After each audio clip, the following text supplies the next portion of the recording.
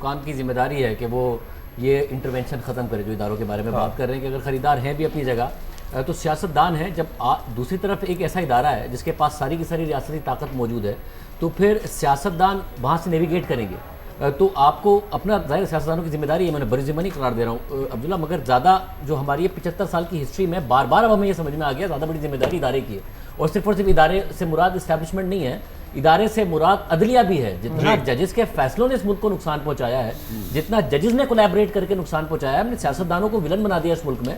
मगर जो इदारे ने और इदारे के साथ मिलकर इन जजों ने किया है मुल्क के साथ, इन जजों ने चाहे सिर्फ 1950 से ही नहीं, अगर आप रिसेंट पास्ट में भी देखें बार बार इंटरवेंशन करते हैं, रिमार्क्स देखें आप जजेस के, तो ऐसा लगता है कि सिर्फ इस मुल्क में अगर कोई ईमानदार लोग रह गए हैं जो कि एक बहुत बड़ा अपने आप को समझते हैं और बाकी सारे के सारे मुल्क में वो करप्ट समझते हैं। पार्लियामान के बारे में उनके किस किस्म के रिमार्क्स होते हैं? सुप्रीम कोर्ट में बहुत सारे ऐसे जजेस मौजूद हैं जो पार्लियामान को एहतराम देते हैं, जैसे मंसूर अली शाह हैं, जैसे अतर मिनल्ला हैं, जैसे रियाया अफरीदी हैं। ये जजेस मौजूद हैं जो पार्लियामान को, मुल्क के सियासतदानों को, मुल्क के मुंतखब नुमाइंदों को एहतराम देते हैं। मगर अदरवाइज आप देखें किस किस्म के रिमार्क्स पास किए जाते थे, सिजिलियन माफिया, गॉड फादर, क्या क्या नहीं कहा जाता था मुल्क के मुंतखब नुमाइंदों को।